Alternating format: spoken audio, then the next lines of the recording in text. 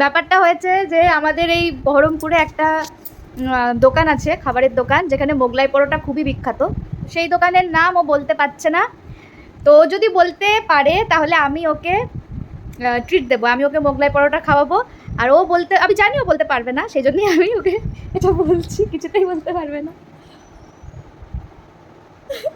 মনেই করতে পারছে না। দোকানটা তো চোখের সামনেই ভাসছে, দোকানের নামটা চোখের সামনে ভাসছে, কিন্তু হ্যাঁ একদম একটা বড় সাইনবোর্ড বাংলায় লেখা। হ্যাঁ, কিন্তু বলতে পারছি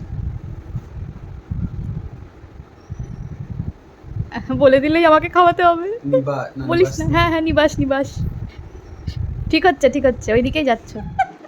মনে পড়ে গেছে, মনে পড়ে গেছে, মনে পড়ে গেছে। কেন মনে পড়লো? মনে পড়ে গেছে, মনে পড়ে গাইস, এটা হবে না। আমি প্রথম ক্লু দিয়েছি এন দিয়ে, দ্বিতীয় ক্লু দিয়েছি 3টে লেটারের, তৃতীয় ক্লু দিয়েছি এবার এন আই নি দিয়ে স্টার্ট। বলি একদম হাফ বিল তুমি দেবো, আমি জানি না।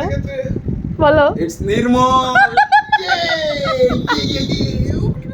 শর্তে যখন হেরেই গেলাম তখন আর দেরি কিসের।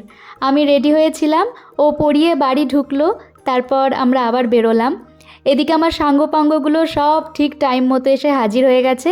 আমি বললাম দাঁড়া বাবা, একটু ঘুরে আসি, তারপর তোদের ব্যবস্থা করছি।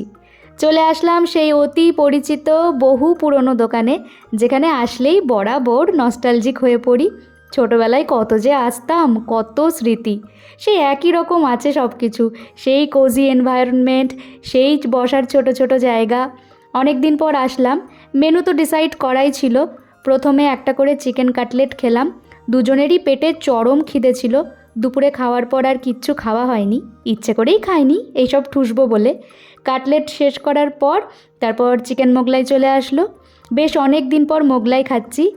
একটা মোগলাই একা খাওয়া আমার পক্ষে বেশ চাপের ব্যাপার, তার আগে আবার কাটলেটও খেয়েছি।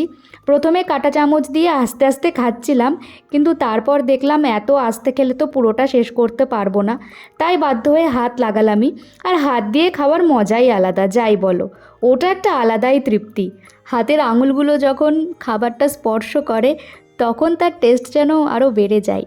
নিন্দুকেরা বলবে ওইসব কথা ছাড়ো, আসল কথা বলো যে কাঁটা চামচ দিয়ে খেতে পারো না।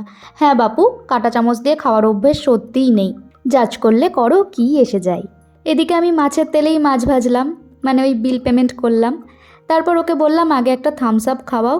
মোগলাই খাওয়ার পর এরকম প্রত্যেকবারই হয়, পুরো তেল চুপচুপে ভাজা থাকে না, খাওয়ার পরই কেমন একটা আইঢাই করতে শুরু করে। তো যাই হোক, সেই কবে খেয়েছি, অনেক দিন পর আবার খেলাম, তাই নো গিল্ট। চলো আজকের মতো আসি, সকলে খুব ভালো থেকো, সুস্থ থেকো, টাটা।